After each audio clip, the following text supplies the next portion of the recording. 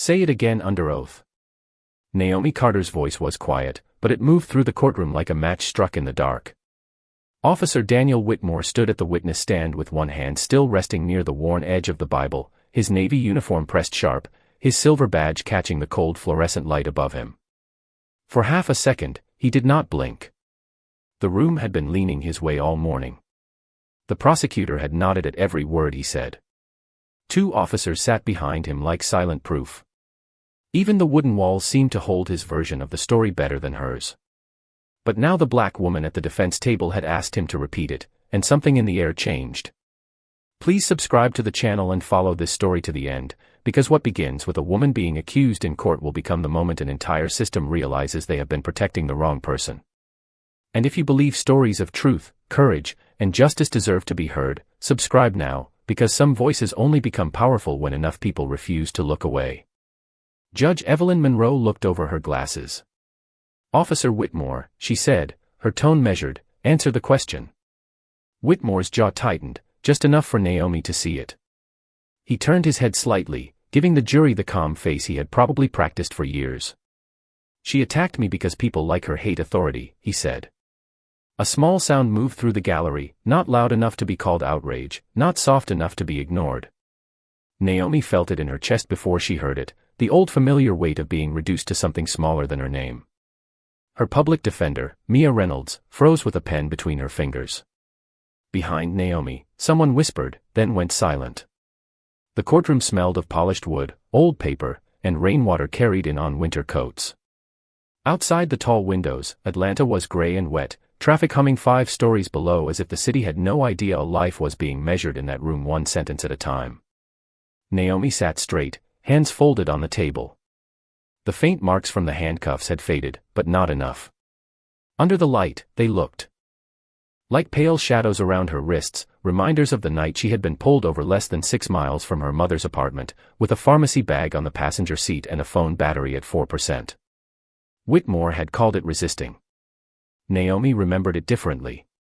She remembered red and blue lights washing over the cracked pavement of a gas station. She remembered asking why she had been stopped. She remembered his smile when he realized she was alone. Now he was here, under oath, telling a room full of strangers that she was dangerous. Judge Monroe tapped one finger against the bench. Miss Reynolds, proceed carefully. Mia rose slowly, nerves visible but voice steady enough. Naomi did not look at her. She kept her eyes on Whitmore. He looked confident again, too confident, the way men look when they think the room has already chosen their side. Mia lifted a thin folder from the table. Officer Whitmore, you testified that your body camera stopped recording before physical contact occurred. Correct, he said. And you testified that Miss Carter became aggressive without provocation. That is correct. Naomi heard the scratch of a pencil from the jury box. She heard the air vent rattle above them. She heard her own breathing, slow and even, the way her mother taught her when the world wanted to turn her pain into evidence against her. Mia opened the folder. Then I need you to explain something for the court. Whitmore's eyes flickered. It was brief, but Naomi caught it. So did Judge Monroe. Mia turned toward the bench. Your Honor, the defense requests permission to question the witness regarding external surveillance footage from the corner of Peachtree and Del Mar. The prosecutor stood too fast. Objection. This is the first I'm hearing of any footage. Naomi finally moved. She leaned toward the microphone, her voice still low, still calm. That's because Officer Whitmore said there wasn't any. The courtroom went still again, but this time the silence did not belong to him. The prosecutor's objection hung in the courtroom like smoke that had nowhere to go. Judge Evelyn Monroe did not answer immediately. She looked first at Mia Reynolds, then at Naomi Carter, and finally at Officer Daniel Whitmore, whose face had gone still in a way that was almost perfect, too perfect. Miss Reynolds, the judge said, why was this not included in discovery? Mia swallowed, but she did not sit down. Your Honor, the defense did not receive it from law enforcement. Miss Carter identified the camera location herself after reviewing the arrest report and the street map attached to it. The business owner provided a preservation notice yesterday evening. A few people in the gallery shifted in their seats. Naomi kept her hands folded, though the tips of her fingers were cold. She could feel the room studying her now, not with pity, not yet with belief, but with curiosity. That was how it always started. Before truth was accepted, it was treated like an inconvenience. Whitmore gave a small laugh through his nose. Your Honor, with respect, a defendant cannot just invent evidence because she dislikes the facts. Naomi felt Mia glance at her, maybe worried she would react. She did not. She had learned long ago that anger from a black woman was too often treated like a confession. So she stayed still. She let the silence hold her shape. Judge Monroe leaned back. Officer Whitmore, you stated under oath that there were no cameras facing the scene. I stated that I was not aware of any usable footage, he replied, changing the words just enough to make them softer. Naomi noticed. So did Mia. The judge noticed too. That is not what you said 10 minutes ago, Judge Monroe said. Whitmore's mouth tightened. Then I misspoke. It sounded clean, official, harmless. But Naomi knew that word. She had seen it in dozens of complaint files when she worked for the city. Misspoke. Misplaced. Malfunctioned. Unavailable. Words that turned bruised truth into paperwork. A door creaked near the back of the courtroom, and a marshal stepped in, rain shining on the shoulders of his jacket. He carried a sealed envelope in both hands and walked straight to the clerk. The sound of his shoes against the tile seemed louder than it should have been. Naomi's heartbeat did not speed up. It slowed. The moment she had feared and prayed for was arriving quietly, without music, without thunder, just an envelope crossing a courtroom. Judge Monroe read the label, then looked at the marshal. Who delivered this? The marshal cleared his throat. Federal Courier, Your Honor. Marked urgent for this case number. The prosecutor turned pale around the edges. Federal. Whitmore looked away for the first time since he had taken the stand. It was only for a second, but to Naomi it felt like watching a crack open in concrete. Judge Monroe broke the seal. She read the first page. Then the second. The courtroom waited with the kind of silence that makes every breath feel public. Naomi looked down at the defense table, at the cheap pen Mia had been using, at the corner of the folder where her own name had been typed in capital letters like a warning label. Naomi Carter had once spent her days in a city office with flickering ceiling lights, reading complaints that nobody wanted to read. Mothers who said their sons were stopped 3 times in 1 month. Delivery drivers who were searched on quiet streets. Nurses coming home from 12-hour shifts who were told they looked suspicious in their own neighborhoods. Most complaints ended the same way. Insufficient evidence.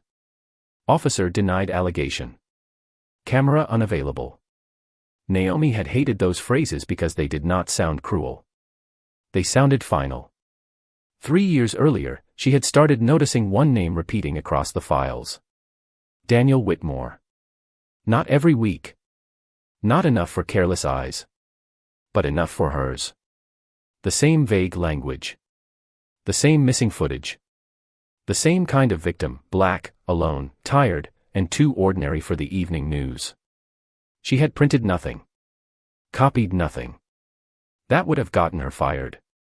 Instead, she memorized patterns, dates, addresses, badge numbers. She built the truth in her mind because it was the only place no one could delete it. Then her mother had the stroke, and Naomi left the office, taking only a cardboard box of desk plants, an old mug, and the sick feeling that she had abandoned unfinished work. Until the night Whitmore stopped her car. Until she saw his face in her side mirror. Until she realized the pattern had finally reached her door. Judge Monroe lowered the papers. Her voice was quieter now. Officer Whitmore, remain where you are. Whitmore blinked. Your Honor. The judge did not look away from him. This court has received notice that your testimony may be material to an active federal investigation. The words landed softly, but the room absorbed them like a shock. Naomi closed her eyes for one breath. Not relief. Not victory. Recognition. The truth had entered the room, and this time, it had a case number. Agent Marcus Reed entered without hurry, and that made the room even quieter. He was a tall black man in a dark charcoal suit, carrying no expression that anyone could easily read. Rain dotted the shoulders of his coat, and the courthouse lights reflected faintly off the federal identification clipped at his belt. He did not look at Naomi first. He looked at Judge Monroe, then at the clerk, then at Officer Whitmore, as if placing each person exactly where they belonged inside a larger picture. "Your Honor," Reed said, "I apologize for the interruption. My office submitted the notice because testimony given today may overlap with an ongoing civil rights investigation." The prosecutor stood halfway, uncertain whether to object or disappear. "This is highly irregular," he said. Reed turned to him with calm eyes. "So is a pattern of missing camera footage attached to arrests involving the same officer." A murmur passed through the gallery like wind moving under a closed door. Whitmore remained at the witness stand, but the authority that had wrapped around him all morning began to loosen. Naomi watched his fingers curl once against the rail, then flatten again. He was still trying to look insulted, still trying to look untouchable. She knew that look. She had seen it in his reports, in his interviews, in the frozen smile he wore on local television when he spoke about community trust. Judge Monroe lifted the federal notice again. "Agent Reed, this court is currently hearing a criminal matter against Miss Carter.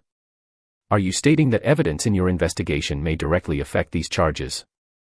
"Yes, Your Honor," Reed said. "More than may. It does." The room changed shape around those words. Naomi felt Mia Reynolds shift beside her, the young lawyer's breath catching softly, almost painfully. Mia had believed Naomi enough to fight, but belief and proof were different weights. Proof could open doors that belief had only knocked on. Reed placed a slim drive on the clerk's desk. "This contains authenticated footage from 3 independent sources near the traffic stop, as well as radio traffic recovered through subpoena." Whitmore's face hardened. "Your Honor, I have served this county for 22 years. I should not have to stand here while some federal agent walks in and attacks my reputation." Reed did not raise his voice. "Your reputation is not on trial, Officer Whitmore. Your conduct is under review." That sentence landed colder than shouting ever could have. Naomi looked toward the jury box. A woman in the second seat had lowered her eyes. An older man near the back pressed his lips together. A young black man seated beside his mother stared at Whitmore with something Naomi recognized, not surprise, but memory. Judge Monroe signaled to the clerk. "Prepare the screen." The old monitor mounted beside the jury box flickered awake with a pale blue glow. The sound system gave a small crackle.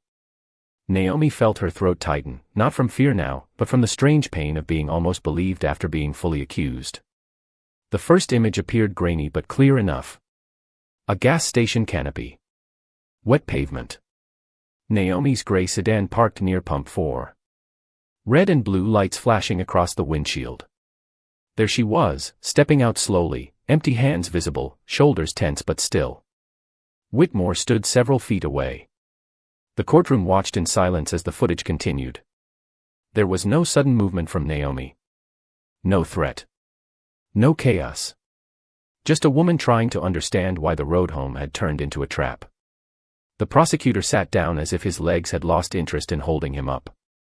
Mia covered her mouth with one hand, then lowered it quickly, remembering where she was. Whitmore's eyes stayed fixed on the screen, but his face had drained of color. Naomi did not look at him. She could not. She was watching herself from above, a small figure under harsh lights, alone beside a car with her mother's medicine still on the passenger seat. For the first time, the room was not hearing what someone said she had done. It was seeing what had been done to her name. Judge Monroe's voice cut through the quiet, controlled but sharp enough to make every person sit straighter. "Officer Whitmore, you will not leave this courtroom." Reed stepped slightly closer to the witness stand. He still did not touch him. He did not need to. "There are 17 names attached to this investigation," he said. "Miss Carter was one of them. But she was also the reason we found the rest." Naomi closed her eyes for half a second. The rain kept tapping against the glass. Somewhere in the room, someone exhaled like they had been holding their breath for years. The words stayed suspended above the courtroom long after Agent Reed said them. 17 names. Naomi opened her eyes, and for a moment she was no longer sitting at the defense table in a navy blazer with a tired seam near the cuff. She was back in the city office 3 years earlier, sitting beneath a buzzing ceiling light, reading complaint after complaint until the names blurred and the pattern sharpened. Whitmore had never looked like a monster on paper. That was what made it worse. He looked ordinary. Professional. Controlled. Every report had the same careful rhythm, the same clean language, the same kind of person on the other end of the accusation. A black delivery driver stopped 2 blocks from his own apartment. A black nurse pulled over after leaving Grady Memorial Hospital at midnight. A black college student accused of matching a vague description that was never clearly written down. Each file carried a small injury to the truth, and each injury had been explained away by procedure. Naomi had not been powerful then. She was a city employee with a used laptop, a bus pass, and a mother who reminded her to eat dinner before 10 o'clock at night. But she had something the reports did not expect. Patience. She began building a private timeline during lunch breaks, not stealing documents, not breaking rules, just writing down public case numbers. Hearing dates, badge identifiers, dismissed complaints, missing footage notes, and addresses that sat too close together to be coincidence. She remembered sitting in her car after work one evening, rain rolling down the windshield, staring at the name Daniel Whitmore circled 6 times in her notebook. Her hands had trembled then, not because she was afraid of him, but because she understood what a pattern meant. A pattern meant it had happened before. A pattern meant it would happen again. Then her mother got sick. Life became hospital forms, medication schedules, and the quiet panic of unpaid bills. Naomi put the notebook in a shoebox under her bed and told herself that survival was not the same as giving up. But guilt has a way of breathing in the dark. Every time she heard sirens outside her apartment, every time another story appeared online about a traffic stop gone wrong, she thought of the names she had written down. Then, 8 months before this trial, she mailed a thick envelope to the Federal Civil Rights Office with no dramatic letter, no speech, only copies of publicly available records and a note that said, "Please look at the pattern before another person becomes evidence." She never expected a response. She certainly never expected to become the next person in the pattern. Judge Monroe stared at the screen, then at Reed. "Agent Reed, are you stating that Miss Carter provided information relevant to your investigation before her own arrest?" Reed nodded once. "Yes, Your Honor. Her submission was received 8 months ago. It helped connect multiple cases previously treated as unrelated." The courtroom shifted again, a quiet rearranging of belief. Mia Reynolds looked at Naomi with wide eyes, as if seeing not a frightened defendant, but someone who had been carrying a courthouse inside her long before she entered this one. Whitmore broke the silence with a tight voice. "That does not change what happened that night." Naomi turned to him. Not quickly. Not sharply. Just enough to let him know she had heard every word. "No," she said softly. "It explains why you were so angry when you saw my license." Reed pressed a small remote, and the screen changed. To a second angle, this one from an automated teller machine across the street. The picture was farther away, silver with rain and traffic glare, but the movement was clear. Whitmore holding Naomi's license near his flashlight. Whitmore pausing. Whitmore looking at his in-car computer. Then his posture changing. Not fear. Recognition. The kind that comes when someone realizes the person in front of them is not random after all. The prosecutor rubbed a hand across his face. Judge Monroe's expression hardened into something colder than surprise.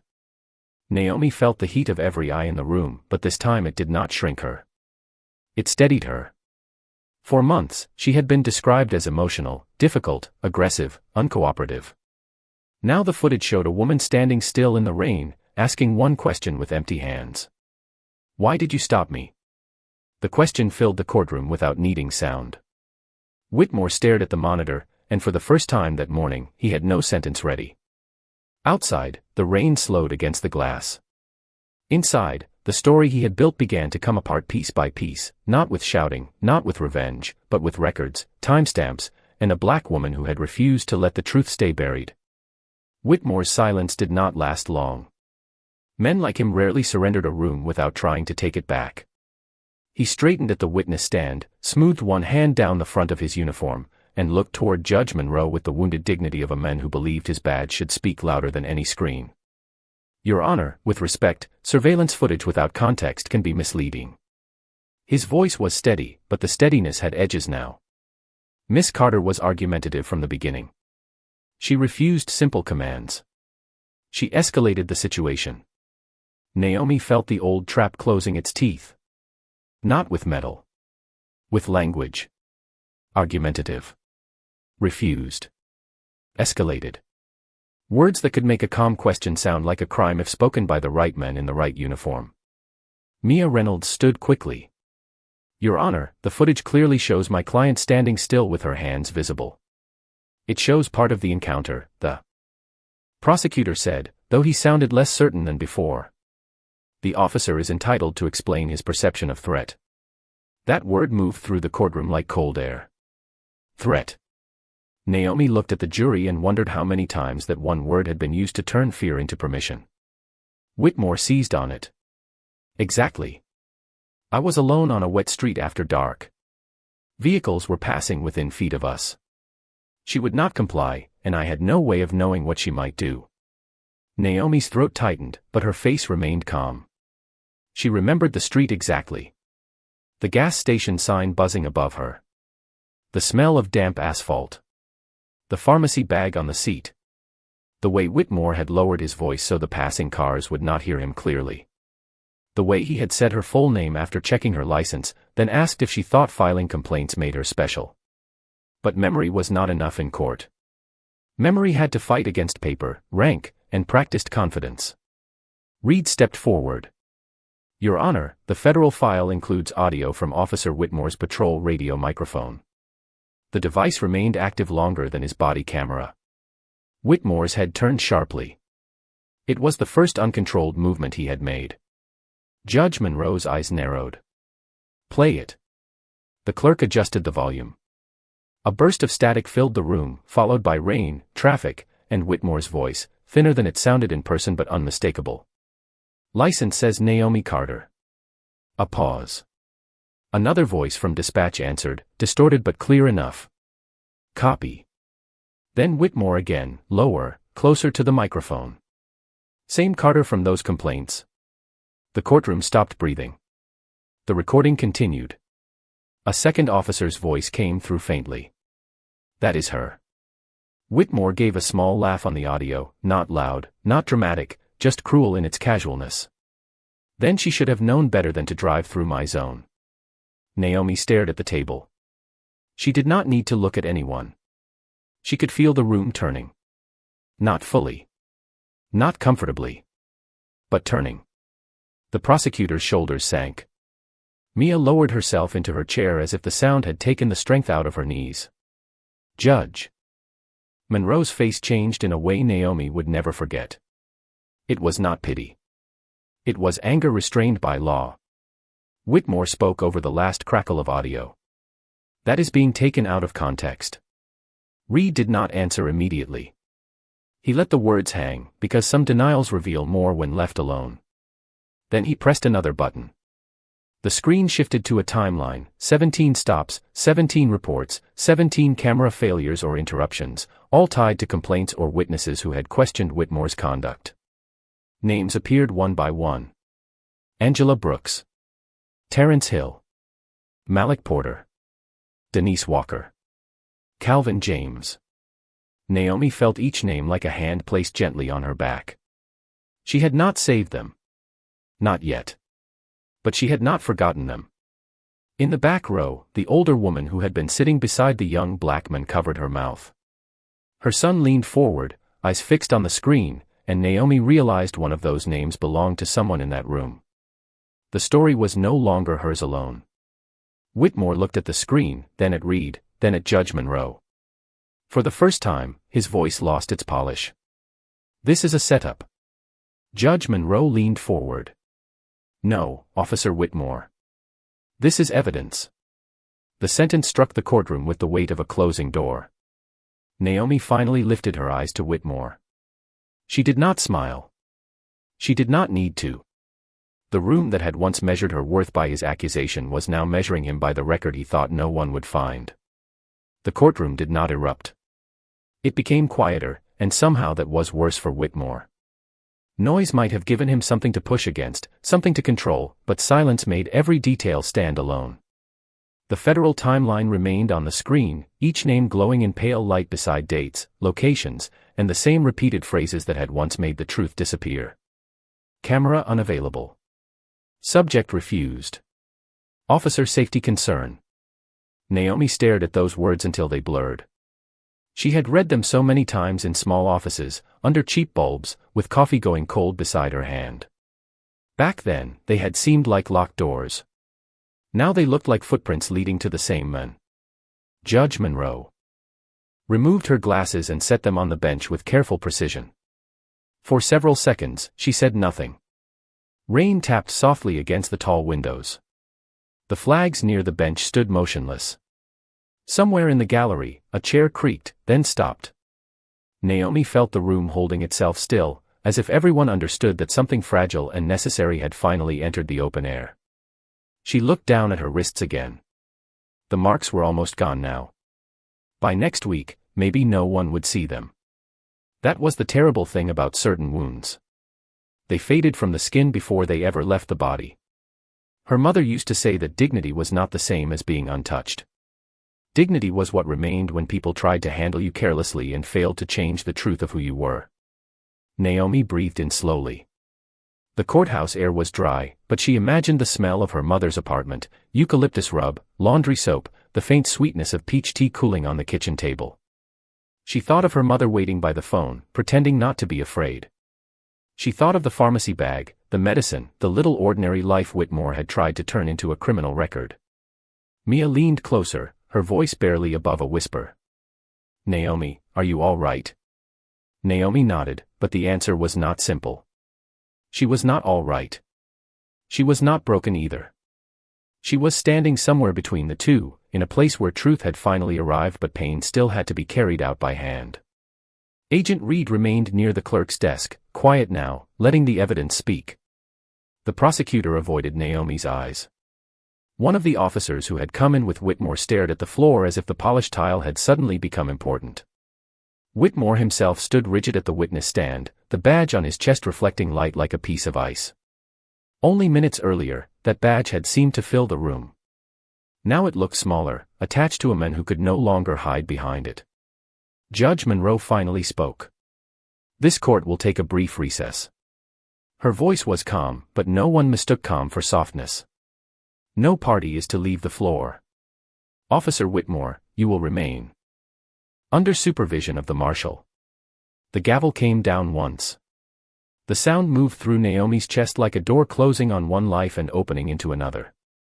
People began to stand, but slowly, carefully, as though sudden movement might disturb what had just happened. Naomi did not rise right away. She stayed seated, palms flat on the table, feeling the grain of the wood beneath her fingers. It was cool, solid, real. For months, people had talked about her as though she were a problem to be managed, a file to be closed, a threat to be explained. Now the courtroom had seen her stillness, her patience, her record, and the 17 names she had refused to forget. At the back of the room, the older woman from the gallery stepped into the aisle. She did not come forward. She did not speak loudly. She only placed one hand over her heart and looked at Naomi. Her eyes were wet, but steady. Naomi understood. Some thank yous did not need sound. Some grief was too crowded for language. Naomi gave the smallest nod in return. Not victory. Not celebration. Recognition. The kind passed between people who have spent too long being told their pain was not evidence enough. Outside the windows, the rain began to thin. A pale strip of light broke through the clouds and touched the edge of the judge's bench, the witness stand, the table where Naomi sat. It was not dramatic. It did not fix everything. But for one quiet breath, the room looked less like a place where she had been accused and more like a place where the truth had finally found somewhere to stand. The recess lasted 12 minutes, but it felt longer because no one knew where to place their eyes. Naomi remained in the hallway outside the courtroom with Mia Reynolds beside her, both of them standing near a window streaked with rain. The courthouse corridor smelled like wet coats, floor wax, and old coffee from a vending machine down the hall.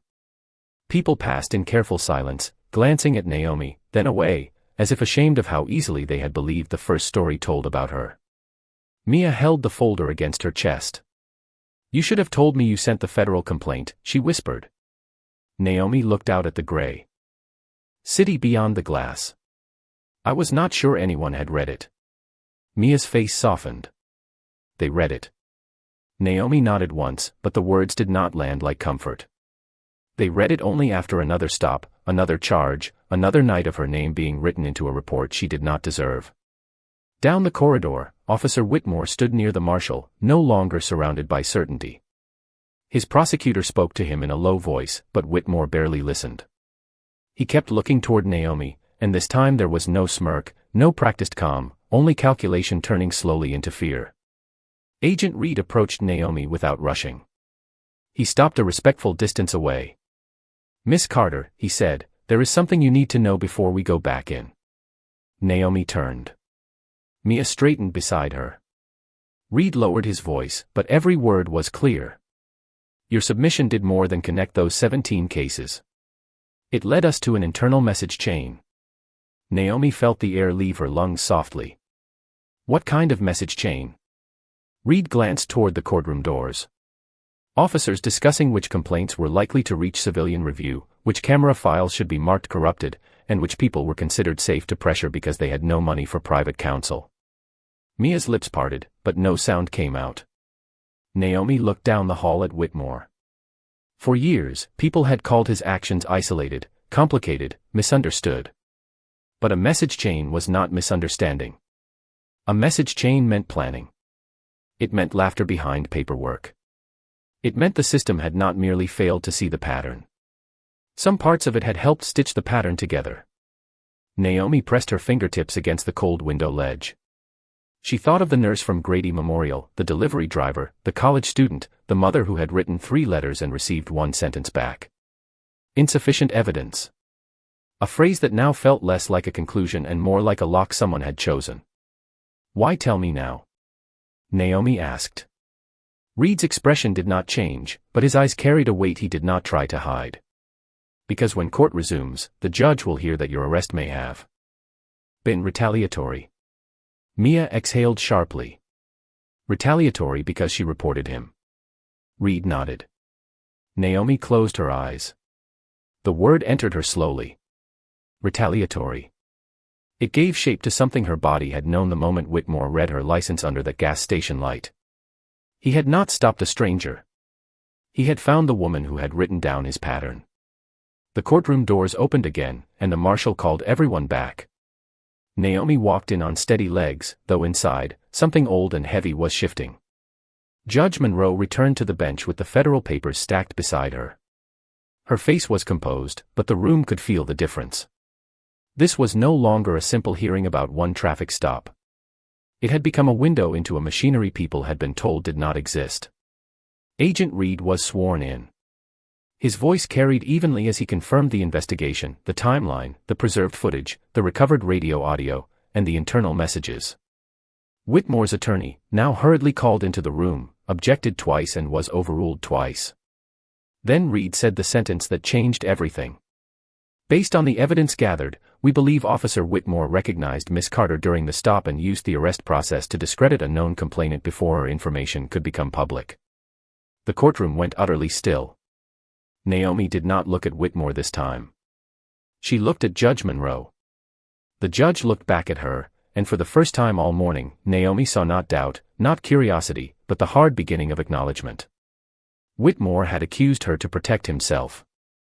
He had brought her into court thinking the room would bury her credibility before the truth could breathe. But the truth had come in through the same doors he thought belonged to him, carrying timestamps, names, messages, and the quiet labor of a black woman who had refused to forget what others were willing to file away. Judge Monroe let the final sentence settle before she moved. The whole courtroom seemed to be listening not only to Agent Reed, but to the space his words had opened. Naomi sat very still, aware of the bench beneath her, the table before her, the faint ache in her shoulders from holding herself upright for hours. Whitmore's attorney stood again, papers trembling slightly in one hand. Your Honor, these matters are outside the scope of today's hearing. My client has not been charged with anything in this courtroom. Judge Monroe turned toward him slowly. Your client gave sworn testimony in this courtroom. The attorney stopped. The judge continued, her voice even, each word placed with care.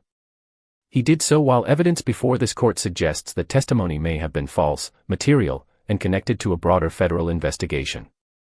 That is very much within my concern. Naomi felt Mia's hand touch her sleeve for half a second, not pulling, not pushing, just there. The prosecutor rose next, face pale, voice lower than it had been all morning. Your Honor, in light of the evidence presented, the state moves to dismiss all charges against Miss Carter. The words should have felt like sunlight. Instead, they felt almost too small for what had been taken from her. Dismissed. As if the accusation had been a misplaced file. As if the night under the flashing lights, the cold holding room, the neighbors reading her name online, the fear in her mother's voice, could be folded neatly and set aside. Judge Monroe looked directly at Naomi. Miss Carter, the charges against you are dismissed with prejudice. They cannot be brought again. A sound rose from the gallery, soft and uneven, not applause, not yet, but release. Naomi closed her eyes. For one breath, she let herself feel the floor beneath her feet even though she was sitting down. She let herself believe that this part, at least, was over. Then the judge turned toward Whitmore. Officer Daniel Whitmore, pending federal review and this court's referral of today's testimony, you are to surrender your service weapon and credentials to the marshal before leaving this floor. The words were formal, almost quiet, but they stripped the room of his illusion. Whitmore's face tightened. Your Honor, I have protected this city for more than 2 decades. Judge Monroe did not soften. Then you understand the seriousness of public trust. No one moved for a moment. Then the marshal stepped forward and extended a hand. There was no roughness, no spectacle, no shouting. Just procedure. Whitmore removed his badge first. The same badge that had reflected cold light all morning now rested in his palm like something heavier than metal. He placed it on the clerk's desk. The small sound it made against the wood was almost gentle, and still it changed everything. Naomi watched, but not with satisfaction. She had imagined this moment in angry fragments during sleepless nights, but reality was quieter. Justice did not feel like revenge. It felt like a burden shifting, not disappearing, only moving into the open where more people could finally help carry it. In the back row, the older woman stood, supported by the young man beside her. Her voice broke when she spoke. My son's name is Calvin James. Judge Monroe looked toward her. Agent Reed turned too. The woman continued, not loudly, but with a courage that filled the room. He was one of those names. Naomi felt the sentence enter her like a prayer and a wound at the same time. Calvin James. Not a statistic. Not an entry in a timeline. A son sitting under courthouse lights, alive, watching a door open that had been locked against him. Reed stepped toward the woman with a card in his hand. Ma'am, my office will speak with you today. The young man nodded, eyes wet but steady. Naomi turned toward them. Calvin looked back at her, and in that gaze was something no ruling could fully capture. Thank you. I am sorry. I know. Mia helped Naomi gather her papers, though there was almost nothing worth keeping. The thin defense folder looked useless now beside the federal stack, but Naomi took it anyway. It had held her name when the room treated her like a charge instead of a person. As she stood, Judge Monroe spoke once more. Miss Carter. Naomi looked up. The judge's voice lowered. This court owes you an apology for how long it took the truth to be heard here. Naomi held her gaze. The room waited for anger, perhaps for tears, perhaps for forgiveness offered too easily. Naomi gave none of those things. She only said, then make sure the next person does not have to bring 17 names before being believed. Judge Monroe bowed her head once. Not as a performance. As recognition. Outside, the rain had stopped completely, but drops still clung to the courthouse windows, catching the first thin light of afternoon. Inside, Whitmore stood without his badge, the prosecutor avoided the cameras gathering near the doors, and Naomi Carter stepped away from the defense table no longer as a defendant, but as the woman who had carried the pattern into the room and forced the room to see it. Naomi Carter walked out of the courtroom with the thin defense folder pressed against her chest, not because she needed it anymore, but because for a few hard hours it had been the only thing in that room carrying her name without twisting it. The hallway was brighter than before. Afternoon light had broken through the courthouse windows and spread across the marble floor in long pale strips, turning every wet footprint into a small reflection. Reporters gathered near the elevators, their cameras rising the moment they saw her, but Naomi did not rush toward them. She did not hide either. Mia Reynolds stayed close on one side, Agent Marcus Reed a few steps behind, and somewhere farther back, Calvin James and his mother stood with a federal intake form in their hands, looking stunned by the simple fact that someone official had finally asked to hear their story. Naomi paused near the front doors. Through the glass, Atlanta looked freshly washed, the street shining under a thin silver sky, traffic moving slowly around puddles along the curb. Her phone buzzed in her purse. She knew who it was before she looked. "Mom." Naomi answered, and for the first time all day, her voice nearly broke. "It is over." On the other end, there was no cheering, no dramatic cry, just her mother breathing in, then whispering, "I knew the truth would find you." Naomi closed her eyes. The words touched something deeper than relief. "It did not find me, Mama," she said softly. "I had to carry it." Her mother was quiet for a moment. Then she said, "Then rest your arms now, baby." Naomi looked back through the courthouse hallway. Officer Whitmore was not visible anymore. The badge was gone from his chest. The confidence that had filled the room around him had been reduced to papers, referrals, and questions he could no longer control. But Naomi did not feel the joy of seeing a man fall. She felt the weight of all the people who should have been believed sooner. The nurse leaving Grady Memorial after midnight. The delivery driver stopped near his apartment. The college student whose complaint disappeared under careful language. Calvin James, sitting beside his mother with wet eyes and a spine a little straighter than before. Justice had not erased what happened to them. It had only opened the first door. Agent Reed stepped beside Naomi, his voice low enough that the cameras could not catch it. "There will be more hearings. More interviews. It may take time." Naomi nodded. "I know. You do not have to carry it alone now." She looked at him then, really looked at him, and saw not a rescuer, but a man trying to repair a wall that should never have been built. "Make sure that is true," she said. Reed accepted the sentence like an oath. Outside, the air smelled of rain, car exhaust, and warm stone. Naomi stepped onto the courthouse stairs. The city noise rose around her, horns, tires over wet pavement, a bus sighing at the corner. Yet beneath all of it, there was a quiet she could finally hear inside herself. Not emptiness. Not forgetting. Peace beginning at the edge of exhaustion. Mia touched her arm. "Do you want to make a statement?" Naomi looked at the cameras, then at the people gathered behind them, some curious, some ashamed, some hopeful, all waiting for words big enough to explain what the courtroom had just witnessed. She stepped forward. "I am not standing here because the system worked quickly," she said.